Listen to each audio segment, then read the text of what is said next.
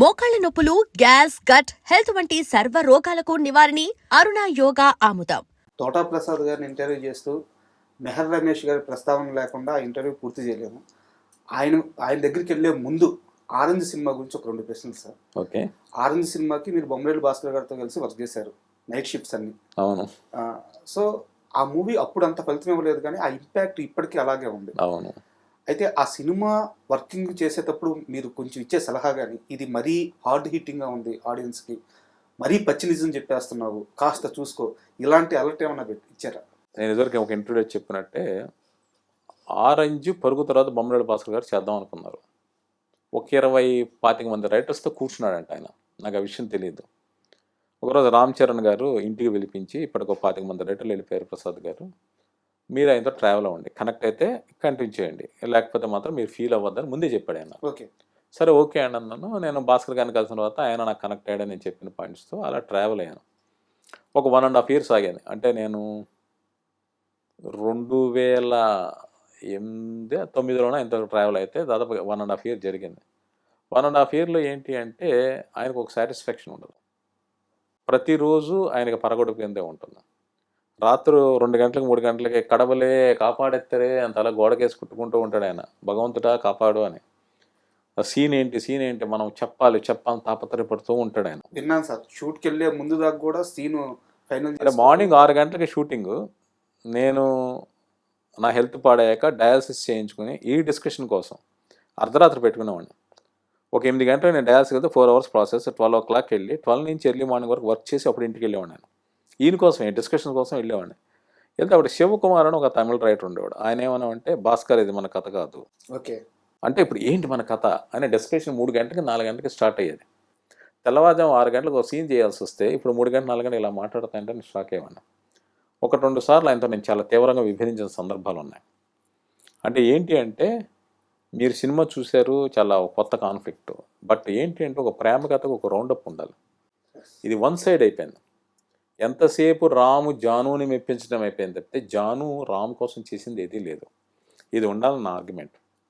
Bombay schedule కూడా రామ్ చరణ్ గారు నన్ను పక్కకు పిలిచి, ప్రసాద్ గారు ఏంటిది, ఎంతసేపు వన్ సైడ్ అయినా సాక్రిఫైసింగ్, ఆ అమ్మ ఏమీ మారడం ఏమి ఉండదా అంటే నేను ఏవో చెప్పేవాడిని. రూమీ పోయిట్రీలు, మపాసా కథలు, ఈ ఇన్సిడెంట్ చెప్పేవాడిని. చరణ్ గారికి డౌట్ వచ్చింది ఈ క్లైమాక్స్ మీద ఆయనకు ఉంది. అంటే హీరో ఎంతసేపు వన్ సైడ్ ఆ అమ్మాయి కోసం గ్రాఫిటీ మానేస్తాడు, ఫ్రెండ్స్తో మాట్లాడడం మానేస్తాడు, ఫోన్లు మాట్లాడడం మానేస్తాడు, ఇన్ని చేస్తున్నాడు కదా. ఆ అమ్మాయి గురించి 1% కూడా మెట్టు దిగదా, ఆ అమ్మాయి ఏమీ చేయదా.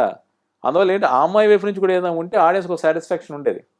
అది లేకుండా పోయింది స్క్రిప్ట్లో. అది రామ్ చరణ్ గారు అంత డిస్కస్ చేసేవాడు, ఇదేదో చేయగలమా అంటే. నేను రూమీ పోయిటరీ చెబుతూ మపాసా కథలు కొన్ని ఉంటాయి, ఒక వైఫ్ అండ్ హస్బెండ్ ఒకరి కోసం ఒకరు సాక్రిఫైస్ చేయడం, ఇలా ఏదైనా చేద్దామని. ఇది నేను భాస్కర్ గారు చెప్తుండేవాడిని. తర్వాత ఏమైంది అంటే, నేను ఆస్ట్రేలియా అవుట్డోర్ షూటింగ్ నేను వెళ్ళలేకపోయాను, ఆయన వేరే వాళ్ళతో వెళ్ళాడు. అందువల్ల ఏంటంటే ఒక 1.5 year మేము డిస్కస్ చేసిన పాయింట్స్ కావచ్చు, ఇప్పుడు నేను రైట్ చేసిన పాయింట్స్ కావచ్చు, ఆయన దాని మీద వర్క్ చేయడానికి ఆయన కుదరలేదేమో నేను అనుకుంటూ ఉంటాను. అందువల్ల ఆ సినిమా అప్పుడు అనుకున్నంత ఫలితం సాధించిపోయి ఉండొచ్చు, కానీ ఇప్పుడు మాత్రం అది కల్ట్ క్లాసిక్ అయింది. ఫేస్ పాయింట్ అయితే ఏదుందో, ప్రేమ కొన్ని రోజులే బాగుంటుంది, అదైతే ఈ జనరేషన్ ఆడియన్స్కి బాగా కనెక్ట్ అవుతుంది. అవునండి సార్. ఇంకా అదే ఆరెంజ్ సినిమా విషయానికి వస్తే క్లైమాక్స్ కోసం మీరు అన్నట్టు క్లైమాక్స్లో హీరో క్యారెక్టరైజేషన్, అంటే ఇప్పటిదాకా హీరో సినిమా అంతా ఒక క్యారెక్టరైజేషన్ తెలితే క్లైమాక్స్లో సడన్గా మారిపోతాడు. అలా మారకుండా హీరో తన స్టాండ్ మీద తను నిలబడి ఉన్నా కానీ సినిమా ఫలితం మరోలా ఉండేది అంటారా? అంటే నేనేది ఏంటంటానంటే, ప్రేమ అంటే వన్ సైడ్ కాదు, ఇద్దరు వైపు నుంచి ఉండాలి. ఇప్పుడు అది లవర్స్ కావచ్చు, ఇద్దరు ఫ్రెండ్స్ కావచ్చు, లేక భార్యాభర్తలు కావచ్చు, 2 వైపుల నుంచి ఉండాలి, ఒకవైపు నుంచే చేయలేరు. సో అది ఉంటేనే పరిపూర్ణమైన ప్రేమ. సో అంతే తప్పితే వన్ సైడ్ నుంచి ఏమీ జరగదు. అది సార్. అదే ఆరెంజ్ సంబంధించి మరో క్వశ్చన్ సార్. సినిమా రిలీజ్ అయింది, ఫ్లాప్ అయింది, ఫైనాన్షియల్గా నాగబాబు గారు చాలా స్ట్రగుల్ అవుతున్నారు. అలాంటి సిచ్యువేషన్లో ఎక్కడో బయట వేరే హాస్పిటల్లో మీ ఆపరేషన్ సక్సెస్ అయిందంటే, ఆయన వేరే సీరియల్ సెట్లో ఆయన లేచి డ్యాన్స్ చేశారంట, అంత డిప్రెషన్లో ఉండి. మీ ఆపరేషన్ సక్సెస్ అయితే అంత డిప్రెషన్లో ఉండి ఆయన డ్యాన్స్ చేయడం ఏంటి, ఆ బాండింగ్ ఏంటి మీ ఇద్దరు? అంటే నాకు నాగబాబు గారితో ఇదివరకు ఏదో 1-2 సార్లు నేను జర్నలిస్ట్గా పరిచయం ఉండింది, బట్ అంత ఎక్కువ కాదు, పరిచయం ఉంది, తెలుసు అని తప్పితే కాదు. ఆరెంజ్ సినిమాతో ఏంటంటే రోజు ఆయన ఆఫీస్లోనే కూర్చునేవాళ్ళం, మాట్లాడుతూ ఉండేవాళ్ళం. అన్నిటికీ మించి ఆయన చాలా సెన్సిటివ్ పర్సన్. ఆయన చాలా బుక్స్ చదువుతారు. అందువల్ల బుక్స్ గురించి కొంచెం మాట్లాడుకునే అవకాశాలు అవన్నీ ఉండేవి. దాంతోపాటు ఆయన చాలా సెన్సిటివ్ పర్సన్. మనుషులను విపరీతంగా ప్రేమిస్తాడు. వాళ్ళ కోసం ఏమైనా చేయాలనుకుంటాడు. అందువల్ల నా హెల్త్ అప్సెట్ అయింది అనుకున్నప్పుడు ఆయన చాలా బాగా డిస్టర్బ్ అయ్యాడు. ఆయన ఆ తర్వాత ఆరెంజ్ సినిమా డిజాస్టర్తో ఆయన కొంచెం చాలా ఇబ్బందులు పడ్డాడు. ఆయన అవన్నీ దాటుకుంటూ వచ్చాడు. ఆయన నన్ను ఒక తమ్ముళ్ళ అనండి, లేక టీం మెంబర్లా అనండి, ఆయన తను ఎదుర్కొన్న సమస్యల గురించి కూడా నాతో డిస్కస్ చేశాడు. ఆయన అపరంజి అనే టీవీ సీరియల్ ఏదో యాక్ట్ చేసి ఇక్కడ ఒక విషయం చెప్పాలి. ఆ సీరియల్ యాక్ట్ చేస్తున్నప్పుడు ఆయన ఫైనాన్షియల్ ప్రాబ్లమ్స్ నుంచి బయటపడడానికి పవన్ కళ్యాణ్ గారు ఒక సినిమా చేద్దాం అనుకున్నారు. దబాంగ్ రైట్స్ కొనిపించారు. సో గబ్బర్ సింగ్ సినిమా చేద్దాం అనుకున్నప్పుడు నాగబాబు గారు చెప్పారు, ప్రసాద్ నేను హరీష్తో చెప్తాను, హరీష్ అనుకుంటున్నాను, నువ్వు చేద్దు ఆ సినిమా అన్నారు. సార్ నేను పని చేయాలి ఆ విషయం వేరే కానీ, బట్ అంతలాగా కూడా ఆయన నా గురించి ఆలోచించేవాళ్ళు. 2010 నవంబర్లో ఎప్పుడో సినిమా రిలీజ్ అయింది. అంటే నేను డయాలసిస్ చేయించుకుని కూడా నేను డిస్కషన్స్కి వెళ్ళడం, షూటింగ్లకి రావడం, హైదరాబాద్లో జరిగే వాటికి అవన్నీ కూడా నాగబాబు గారికి తెలుసు. నాకు 2011 జూన్లో ఆపరేషన్ జరిగింది. అప్పుడు ఆయన శిఖరం అని ఒక టీవీ సీరియల్ ఎక్కడో అవుట్డోర్లో జరుగుతుంది, హిల్ స్టేషన్లో. ఆయన ఫోన్ చేసి కనుక్కొని ప్రసాద్ ఆపరేషన్ సక్సెస్ అంటే డ్యాన్స్ చేశారట. అక్కడ వాళ్ళు నాకు చెప్పారు, నాగబాబు గారు ఆనందం పట్టణమైపోయాము, అసలు ఆయన ఎంత హ్యాపీ ఫీల్ అయ్యారు అని తెలిసి. అది ఆయనకు ఒక మనుషుల మీద ఉండే ప్రేమ. ఒక మనిషి ఒక కష్టం నుంచి బయటపడ్డాడంటే ఆయన ఫీల్ అయిన ఆనందం, అది నా క్యారెక్టర్ ద్వారా గొప్పదనం తప్పితే ఇంకోటి ఏమీ కాదు. సార్ మళ్ళీ కన్నప్ప విషయానికి వద్దాం సార్. మీరు ప్రభాస్ గారితో ఆల్రెడీ బిర్లా సినిమాలో పనిచేశారు. ఇప్పుడు ఇది సెకండ్ మూవీ. గతంలో వాళ్ళ ఫాదర్ చనిపోయిన సమయంలో కూడా మీకోసం ఆలోచించి మీకోసం ఒక మనిషిని పంపించి ఫైనాన్షియల్ హెల్ప్ చేశారని చెప్పి చెప్పున్నారు. ఇప్పటికీ ప్రభాస్ గారి ట్రీట్మెంట్ అలాగే ఉందా, ఏమన్నా చేంజ్ అయిందా? అంటే ఇప్పుడు ఆయన పాన్ ఇండియా హీరో. అంటే ఇప్పుడు ప్రభాస్ గారు బిర్లా టైంలో ఆయన మెహర్ రమేష్ గారు ఆఫీస్కి వచ్చేవాళ్ళు. నేను ఈ బిర్లా వెనుకున్న కథలు నేను చెప్తుండేవాడిని. అంటే మీ అందరికీ తెలుసు డాన్ సినిమా రీమేక్. డాన్ సినిమాకి ఒక హాలీవుడ్ మూవీ ఉంది. ఓకే, దాంట్లో ఇన్స్పైర్ అయ్యి సలీం జావేద్ డాన్ చేశారు. ఆ డాన్ తెలుగులో యుగంధర్ వచ్చింది. మలయాళంలో ఎవరో శంకర్లాలనే ఏదో శంకర గురు ఏదో మోహన్ లాల్ గారు చేశారు. తమిళ్లో బిల్లా అని రజనీకాంత్ గారు చేశారు. మళ్ళీ అజిత్ చేశారు. ఈ బ్యాక్ స్టోరీలు ఏమని చెప్తున్నా ఆయన ఎంజాయ్ చేసేవాడు. ఆయన మాతో చాలా అంటే మెహర్ రమేష్ గారితో బాగా ఫ్రెండ్లీగా ఉండేవాడు. అప్పుడు ఆయనకి ఎక్కువగా యానిమల్ ప్లానెట్ లేదంటే డిస్కవరీ ఛానల్ చాలా ఇష్టం ఆయనకి, ప్రభాస్ గారికి. అవి చూస్తుండేవాడు ఆయన. ఆ వైల్డ్ లైఫ్, హిస్టారికల్ ఫ్యాక్ట్స్ తెలుసుకోవడం ఆయనకి ఇంట్రెస్ట్. సో వాటి గురించి మాట్లాడుతుండేవాడు. అలాగే ఆయన ట్రీట్మెంట్ గురించి ఇక ఎవరి హాస్పిటాలిటీ గురించి చెప్పుకోవాల్సిన అవసరం లేదు. ఎవరి పట్ల అయినా ఆయన అదే ఆధారంతో ఉండేవాడు. సో అలాంటి కొన్ని బ్యూటిఫుల్ మెమరీస్ అన్నీ ఉన్నాయి. నాకు ఇల్లు హెల్త్ వచ్చినప్పుడు ఇండస్ట్రీ మొత్తం నాకు సపోర్ట్ చేసింది. ఇక్కడ ప్రభాస్ గారి ప్రత్యేకత ఏంటి అంటే తండ్రి చనిపోయిన బాధలో కూడా ఆ రోజు ఆయన నాకు సపోర్ట్గా నిలిచారు. అదే ఒక గ్రేట్ క్వాలిటీ. ఆ తర్వాత నేను రికవర్ అయిన తర్వాత ఆయన డబుల్ షూటింగ్లో ఉన్నారు. ఎక్కడ చేస్తుంటే నేను వెళ్ళి కలిశాను. మీరు ఎందుకు వచ్చారు ఒంట్లో బాగున్నప్పుడు? అది లేదు సార్, నేను రికవర్ అయిన తర్వాత నాకు ఎవరైతే సపోర్ట్ వాళ్ళందరినీ కలుద్దాం అనుకుంటున్నాను, నేను కొంతమందిని కలిశాను చెప్పాను. ఆ తర్వాత ఒక 2013-14 వరకు కూడా ఆయన పర్సనల్ ఫోన్ నెంబర్ నా దగ్గర ఉండేది. ఆయన ఫారిన్ షూటింగ్కి వెళ్ళినా నేను ఫోన్ చేసి ఆయన అతను మాట్లాడేవాళ్ళు, మెసేజ్ రిప్లై ఇచ్చేవాళ్ళు. బట్ ఆ తర్వాత మాత్రం చాలా గ్యాప్ వచ్చింది. అంటే ఆయన బాహుబలి లాంటి బిగ్గెస్ట్ ప్రాజెక్టులు ఇన్వాల్వ్ అయిపోయారు. తర్వాత పాన్ ఇండియా స్టార్ అయిపోయారు. నేను ఆయన కలిసే ప్రయత్నం జరగల.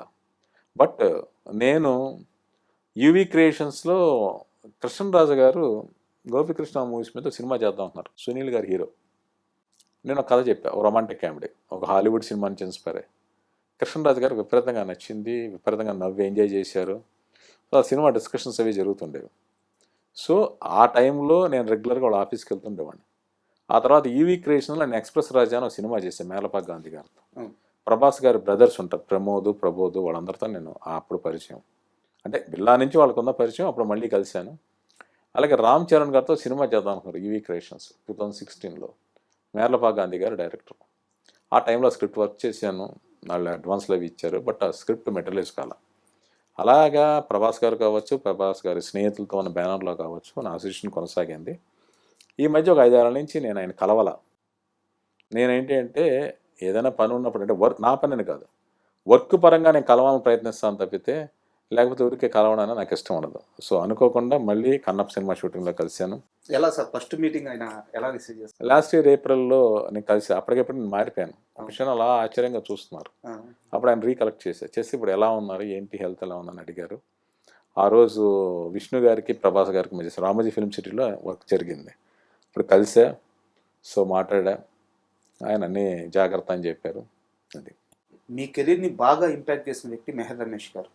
మెహర్ రమేష్ గారు మీకు ఎంత సహాయం చేశారో, మీరు ఆయన సినిమాలకు ఎంత కష్టపడ్డారో ఆల్రెడీ చెప్పేశారు. నేను వాటి మూలాలకు వెళ్ళదలుచుకోవట్లేదు. మీరు ఆయన సినిమాకి కంత్రికి పనిచేశారు, శక్తికి పనిచేశారు, బిల్లా. అలాగే బిర్లాకి పనిచేశారు. సో మీ అసోసియేషన్ చాలా పెద్దది. అయితే ఇప్పుడు నా క్వశ్చన్ ఏంటంటే, మెహర్ రమేష్ గారికి తెలుగులో సక్సెస్ రేట్ చాలా తక్కువ. బట్ ఆయన స్క్రిప్ట్ ఇచ్చే విషయంలో చాలా బయట సినిమాలకి ఆయన పనిచేస్తున్నారు, ఆయన్ని పిలుస్తారు కూడా.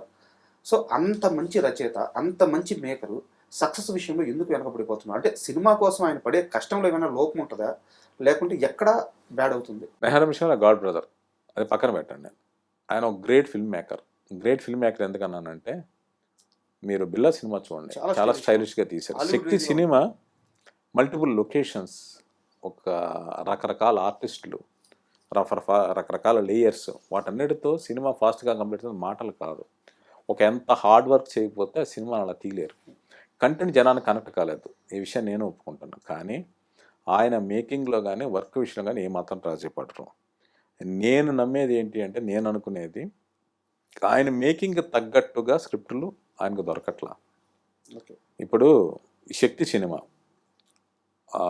ఈ విషయం నన్ను మాట్లాడదాన్ని రమేష్ గారు ఇప్పుడు చెప్పారు నాకు. అయినప్పటికీ ఏంటంటే నిందంతా ఆయన మీద పడుతుంది కాబట్టి నేను ఇక్కడ ఈ విషయాన్ని బ్రేక్ చేస్తున్నాను. మెహర్ రమేష్ గారు శక్తికి ముందు చేద్దాం అనుకున్న కథ వేరే. ఆ కథ విని ఎన్టీఆర్ గారు ఎగ్జైట్ అయ్యి నేను చేస్తాను ఆయనే ముందుకు వచ్చారు. అలా అశ్విన్ దత్ గారు ప్రొడ్యూసర్గా వచ్చారు. ఆ కథతోనే సినిమా ఓపెనింగ్ జరిగింది. ఆ తర్వాత దత్ గారు లేదు, ఇంకా భారీ స్పాన్ ఉన్న సినిమా చేద్దాం అనుకుంటే రకరకాలుగా కథ మలుపులు తిరిగి శక్తి అనే సినిమా ఫైనల్ అవుట్పుట్ వచ్చింది. సో ఇందులో తప్పు ఎవరిది లేక ఏంటని కాదు. మెహర్ రమేష్ గారు ఏంటంటే, వాళ్ళు అడిగింది మనం చెయ్యాలి, చేయకపోతే అది మన ఫెయిల్యూర్. మేము అనుకున్నది వాళ్ళు చేయలేదు అన్నది కంప్లైంట్ మనం ఇవ్వకూడదు. వాళ్ళు కోరింది మనం చేయలేకపోయాం, సో మన మీదే తప్పు వేసుకుందాం అని అంటారు తప్పితే దాని లోతుపాతలు ఆయన మాట్లాడడానికి ఇష్టపడరు. నేను కూడా ఇది ఆయన మీద చాలాసార్లు కామెంట్ చేస్తారు. నేను ఒకసారి ఎప్పుడో నేనే మాట్లాడుతున్నాను, రమేష్ గారు నన్ను వారించారు, అందువల్ల నేను ఈ విషయం మాట్లాడలేను. కానీ శక్తి సినిమాకి ఆయన తప్పు లేదు. ఆయన అనుకున్న కథ వేరు, తీద్దాం అనుకున్న సినిమా వేరు, చివరికి తీయించిన సినిమా వేరు. ఈ విషయం చాలా స్పష్టం. షాడో సినిమాకి ఏంటి అంటే ఆయనది కథ కాదు, కోన వెంకట గారు, గోపీమోహన్ గారు రాశారు. సో దాన్ని నమ్మారు, చేశారు, బట్ ఫలితం వర్కౌట్ కాల. బాలా శంకర్ ఒక రీమేక్. నేనేది ఏంటి అంటే, మెహర్ రమేష్ గారు నమ్మిన స్క్రిప్ట్తో వాళ్ళు ప్రొడ్యూసర్లు, హీరో కూడా నమ్మితే డెఫినెట్గా ఆయన తనేంటో ప్రూవ్ చేసుకుంటారు. ఇది సబ్జెక్ట్ ఎంపికలో జరిగిన మిస్టేక్ తప్పితే ఆయన మేకింగ్లో వాటిలో జరిగిన తప్పు కాదు. ఓకే సార్, ఇప్పుడు ఎలాగో మెహర్ రమేష్ గారి సినిమాలు ప్రస్తావన వచ్చింది కాబట్టి ఒకసారి మనం ఎన్టీఆర్ గురించి కూడా మాట్లాడుకుందాం. మీరు అంతకుముందు కంత్రి సినిమాకి పనిచేశారు, శక్తి సినిమాకి పనిచేశారు. మామూలుగా మనకి ఇండస్ట్రీలో ఎలా ఉంటుందంటే, ఒక చిన్న ఒక ఫ్లాప్ రాగానే ఆ మేకర్ అవసరమా, ఆ రైటర్ అవసరమా, మార్చేద్దాం, ఇలా ఉంటుంది. రామయ్య వస్తావయ్య మూడో సినిమా ఎన్టీఆర్తో. సో తారక్ నుంచి ఎప్పుడైనా అవసరమా తోటా ప్రసాద్ గారు అలాంటి మాట ఎప్పుడన్నా వచ్చింది? అంటే ఇక్కడ చాలామంది తెలియని విషయం ఏంటంటే, గుణశేఖర రామాయణం తీసినప్పుడు ఒక వర్క్షాప్ నడుస్తుండేది. ఇంకా చెప్పాలంటే ఎన్టీఆర్ గారిని రాముడిగా సజెస్ట్ చేసింది నేనే. యాక్చువల్గా అయినప్పుడు రాయన్ ప్రసాద్ గారితో సినిమా చేద్దాం అనుకున్నారు. ఎంఎస్ రెడ్డి గారు ప్రొడ్యూసరు. ఒక 5 రోజుల పెళ్ళి, ఆ పెళ్లి కొడుకు పెళ్లి కూతురు మిస్ అయిపోవడం ఇలాంటిదో కాన్సెప్ట్. అంటే ఒక చరణదాస్ సినిమా లాగా, ఇప్పుడు లాపట్టా లేడీస్ ఏదో ఉందో అలాంటి కాన్సెప్ట్ అది. అది రెక్కని రవీంద్రనాథ్ ఠాగూర్ గారి నవల, దాని మీద వర్క్ చేస్తున్నాం. 5 రోజులు పెళ్ళి, దసరాకు ఓపెనింగ్. ప్రసాద్ గారు, నేను మీ ఎండి గారితో మాట్లాడతాను, మీరు జాబ్ లీవ్ పెట్టించేయండి, మీరు రాత్రి ఇదని గుణశేఖర్ గారు అన్నారు. ఆల్ ఆఫ్ ఎ సడన్ ఆయనకి పిల్లలతో రామాయణం చెప్తే ఎలా ఉంటుందని థాట్ వచ్చింది. గుణశేఖర్ గారు ఇప్పుడు పంజాగుట్లో ఇప్పుడు ఆ మాల్కి ముందు కార్నర్లో ఒక ఇరానీ కేఫ్ ఉండేది. అక్కడ మేము ఇద్దరు కూర్చొని మాట్లాడుకున్నాను సాయంత్రం. ఆయన దగ్గరలో నా ఇల్లు ఉండేది. షాన్బాగ్ కాదు, ఈ శ్రీనగర్ కాలనీ రోడ్డు చివరిలో ఒకటి ఉండేది. ఇప్పుడు లేదు. ఆ టెంపుల్ ఎదురుగా, దుర్గాదేవి టెంపుల్ ఎదురుగా ఒకటి ఉండేది. అన్నారు ఒకరోజు సాయంత్రం కూర్చున్నప్పుడు చెప్పారు, ప్రసాద్ గారు పిల్లలతో రామాయణం తీస్తే ఎలా ఉంటుంది. పిల్లలతో రామాయణం ఏంటి సార్ అంటే, జనరేషన్ తెలియట్లేదు, పిల్లలకి పిల్లలతో చెప్పేస్తే బాగా కనెక్ట్ అవుతున్నాయి. అదిరిపోయింది సార్ ఐడియా అన్న.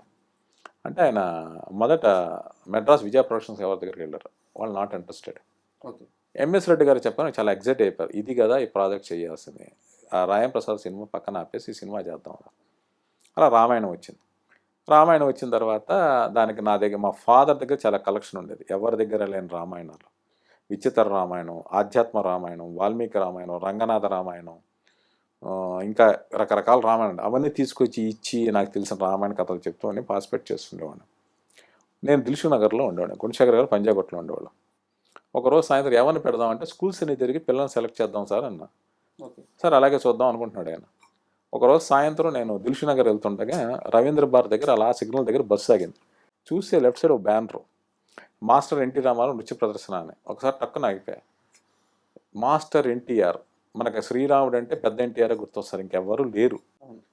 మాస్టర్ అంటే వాళ్ళ మనవడు కదా, రాముడిగా చేయాల్సింది అనిపించింది. తక్కువ బస్సు దిగిపోయా దిల్షుక్ నగర్ వెళ్ళకుండా. అప్పుడు ఆల్ ఇండియా రేడియో స్టేషన్ పట్టిన పబ్లిక్ టెలిఫోన్ బూత్ ఉండేది.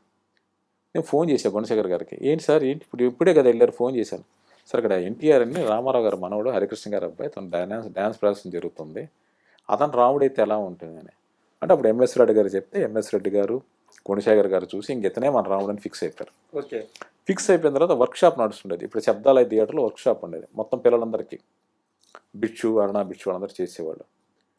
And for more videos, Please subscribe to iDream. Please subscribe to iDream. Please subscribe iDream. And please subscribe to iDream. For more videos, subscribe to iDream. please like, share and subscribe to the channel. Congratulations, iDream. Subscribe to iDream. Subscribe to iDream. So subscribe to iDream Media. iDream ki iDream team andarki huge congratulations. Please subscribe iDream Media. Please subscribe to iDream.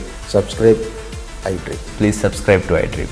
iDream అంటే నా కళల channel subscribe చేసుకున్న నోరు తిరుగుతలేదు, మీరైతే గంట గుర్తు కొట్టండి. For more such videos, please subscribe to iDream. Subscribe to iDream. Please subscribe to iDream. Please subscribe iDream Media. Please do subscribe to iDream. Please subscribe to iDream Media. For best entertainment and information, please subscribe iDream. And don't forget to subscribe to iDream.